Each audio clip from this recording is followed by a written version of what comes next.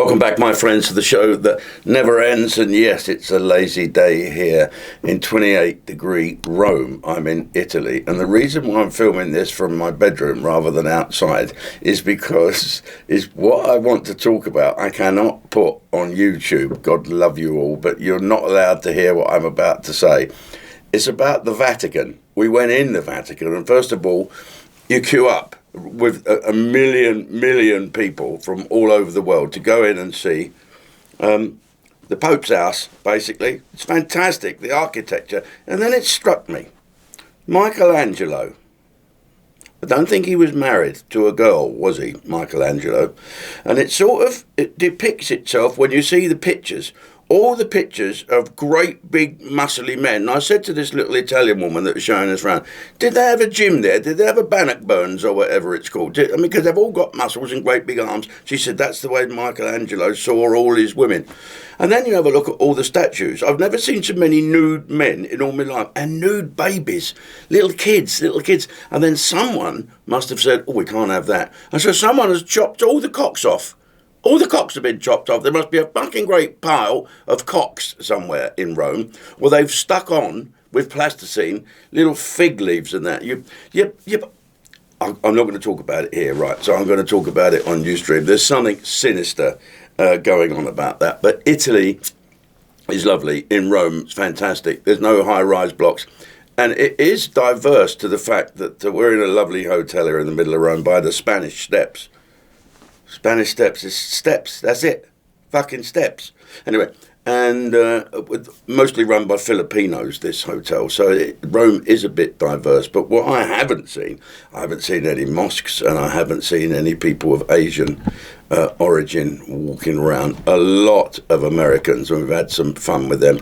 So I'm talking of Americans. Do we blame the American Ryder Cup team? Should we ban our players from going over there and getting booed at? I thought Rory McIlroy was a star. I met him when he was 17. He was a star then. But when he told that bloke to shut the fuck up, he went up in my estimation. And then when they questioned him on the television, he said the same thing, shut the fuck up, or something like that. It was absolutely brilliant, and I think they won it well. I wouldn't like to see Americans not being able to have the Ryder Cup in America. Yeah, the booing and the this is fine. Not on the backswing. You've got to stop that on the backswing. But, you know, the best way to deal with abuse like that was Rory did it absolutely right. Don't let it annoy you too much and really make the guy who said it feel awful. Okay.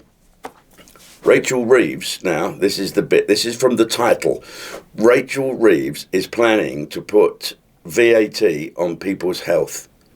So if you pay, I pay $900 a month for me and Tash for health stuff, being ill. You can go to a private doctor. And then your money goes up, your premium goes up, and then you still have to pay for this, that, and whatever. But I don't go to the NHS. I don't bother the NHS ever since they nearly killed me with sepsis. But it's private. And so that £800 a month now to keep myself and my girlfriend out of the NHS money chain is going to cost me 25% more VAT.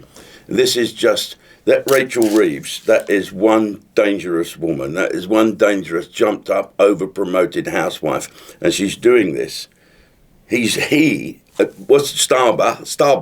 is doing this to punish us again. More punishment. How much more can we take? And now it's not the illegal asylum seekers that are coming in, or migrants, illegal migrants. That's the worst. But the biggest danger to this country is Rachel Reeves, Keir Starmer and all that other mob. I firmly believe in this. And this is me coming from a Conservative that's hanging on by the skin of my teeth to please the Conservative Party do something. And you know what you've got to do, Kemi? You've got to call Nigel and Lee and sit down with them and save this country, because you can't do it on your own. Lee Anderson was right about me. The Conservative Party I fell in love with doesn't exist anymore. So I'm not going to tell you where my vote goes because that's private, but you know what I'm saying and you know what I'm thinking. We must do something soon before we all fucking die of frustration. Jim Davidson in Rome. I'll see you next Thursday.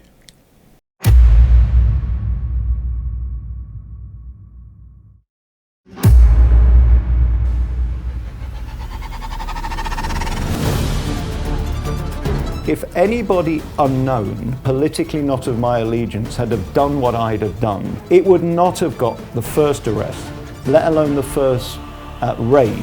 Do you feel an injustice, or do you feel that you were part of the system? I think I was treated disproportionately and unfairly. I really believe I'm meant to be dead.